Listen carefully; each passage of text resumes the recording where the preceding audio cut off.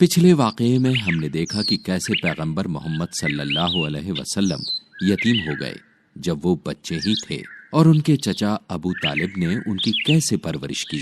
پیغمبر نے پھر خدیجہ سے نکاح کیا اور آخرکار مکہ میں بس گئے۔ ان کی نیکی کی بدولت پیغمبر اب امیر اور کافی عزت دار ہو گئے تھے۔ خدیجہ سے 3 بیٹے اور 4 بیٹیاں پیدا ہوئیں، لیکن بیٹوں میں سے کوئی بھی زندہ نہیں بچا تھا، سبھی کا بچپن میں ہی انتقال ہو گیا تھا۔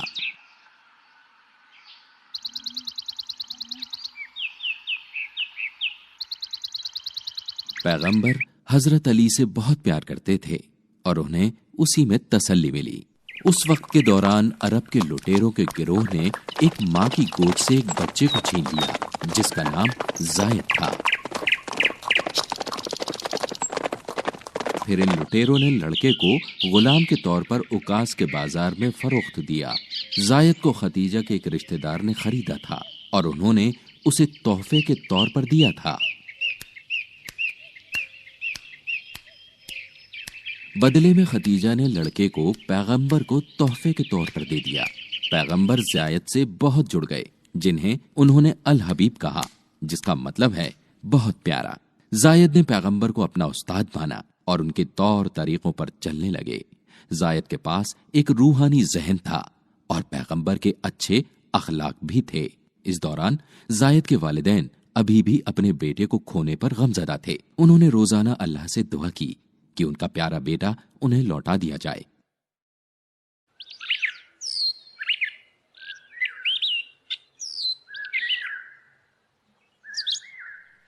ایک دن زائد کے والدین سفر حج کے لیے مکہ گئے۔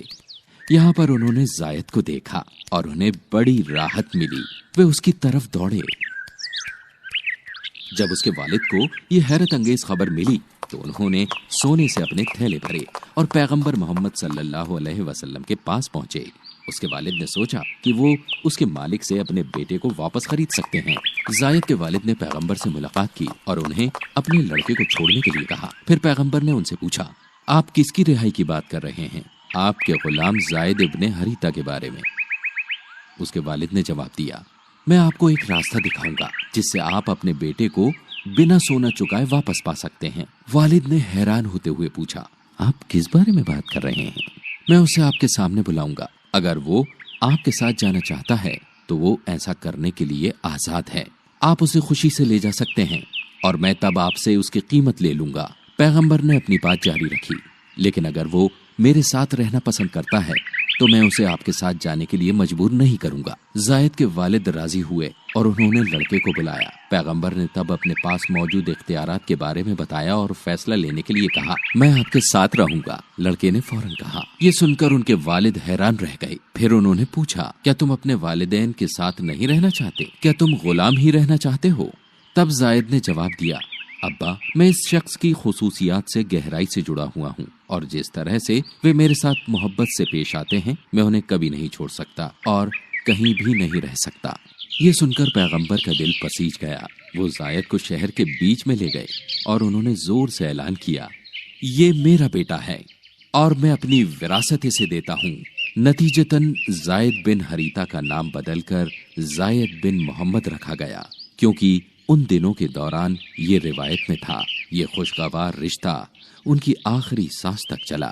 پیغمبر محمد صلی اللہ علیہ وسلم کی عمر اب 40 کے قریب ہو گئی تھی۔ لوگوں کے حالات دیکھ وہ بہت غمزدہ تھے۔ ان کا ملک لڑائی میں بکھر رہا تھا اور ان کے لوگ بربریت میں ڈوب گئے تھے۔ وہ ترہم پرستی اور بت پرستی کے شکار ہو گئے تھے۔ لوگ ہمیشہ آپس میں لڑتے رہتے تھے۔ پیغمبر کو مکہ سے کچھ ہی دوری پر ہیرا پہاڑی کے غار میں الگ تھلگ وقت بتانے کی عادت تھی۔ وہ زیادہ تر وقت اکیلے اس غار کے اندر عبادت اور مراقبہ کیا کرتے تھے۔ یہاں انہوں نے اکثر راتوں کا زیادہ تر وقت اللہ سے بات کرنے میں بتایا۔ ایک رات جب وہ تنہا تھے تب انہیں ایک فرشتہ دکھائی دیا۔ فرشتے کو دیکھ کر پیغمبر حیران ہو گئے۔ انہیں اپنی آنکھوں پر یقین نہیں ہو رہا تھا۔ فرشتے نے پیغمبر کو پڑھنے کے لیے کہا، لیکن پیغمبر کیسے پڑھ سکتے تھے؟ क्योंकि उन्होंने कभी मकतब का रास्ता नहीं किया था। मैं पढ़ नहीं सकता, उन्होंने फरिश्ते से कहा। फिर अचानक फरिश्ते ने उन्हें पकड़ लिया और उन्हें कसकर दबोचा। फरिश्ते ने फिर कहा, पढ़िए। मैं पढ़ नहीं सकता, पैगंबर ने रोते हुए कहा। फरिश्ते ने पैगंबर को इतनी जोर से दबोचा कि उन्हें महसूस हुआ कि वो बेहोशी हो जाएंगे, और फिर फरिश्ते ने उनसे कहा कि पढ़ो, अपने खुदा और परवरिश करने वाले के नाम पर, जिसने खून के थक्के से आदमी को बनाया। पढ़ो कि खुदा इतना बेलौस है, उसने उस आदमी को भी कलम से लिखना सिखाया जो कुछ नहीं जानता था। पैगंबर ने कांपते हुए दिल के साथ लफ्जों को दोहराया। इस हैरत ज़दा तजुर्बे के बाद पैगंबर ने अपने घर का रुख किया। जैसे ही वो अपने घर में दाखिल हुए, उन्होंने अपनी बीवी से कहा, मुझे लपेटो, मुझे लपेटो। वो ये कहते हुए कांप रहे थे और उनकी बीवी ने उन्हें एक तौलिए में लपेट दिया जब तक कि उनका खौफ दूर नहीं हो गया। फिर उन्होंने अपनी बीवी को बताया कि क्या हुआ था। जब पैगंबर अपनी बात कह चुके तो उन्होंने अपनी बीवी से पूछा कि क्या मैं पागल हो गया हूँ? अल्लाह न करे, उन्होंने जवाब दिया, वो बेशक ऐसा नहीं होने देंगे, क्योंकि आप सच बोलते हैं, आप यकीन में वफादार हैं, आप अपने साथियों की मदद करते हैं। तब वो अपने चचेरे भाई वारवा इब्ने नफल के पास गईं, जो बूढ़े और नाबीना थे, लेकिन वो दीन को अच्छी तरह से जानते थे। उन्होंने इसका अरबी में तर्जुमा भी किया था। जब खतीजा ने उन्हें बताया कि उनके शौहर के साथ क्या हुआ था, तो उन्होंने पुकारा, मुकद्दस, मुकद्दस। ये वो ही रूह अल मुकद्दस है जो पैगंबर मूसा के पास आया था। ये अपने लोगों के लिए पैगंबर होगा, उन्हें जाकर ये बताएं और उन्हें दिल से बहादुर बनने के लिए कहें। पैगंबर ने अपनी बाकी जिंदगी वही हासिल करने में लगाई जिसे उनके साथियों ने याद किया और भेड़ की खालों पर लिखा। पैगंबर चाहते थे कि लोगों तक अल्लाह का पैगाम पहुंचे, इसलिए उन्होंने लोगों को बयान देना शुरू कर दिया जैसा खुदा ने उन्हें कहा था। शुरू के कुछ सालों तक पैगंबर ने अपने खानदान और करीबी दोस्तों को बयान दिया। ईमान लाने वाली पहली औरत उनकी बीवी खतीजा थी। ईमान लाने वाला पहला बच्चा उनका पहला चचेरा भाई हजरत अली थे, और उनके जिस पहले खादिम ने ईमान लाया वो जायद था। उनके पुराने दोस्त अबू बकर पहले आदमी थे जो ईमान लाए।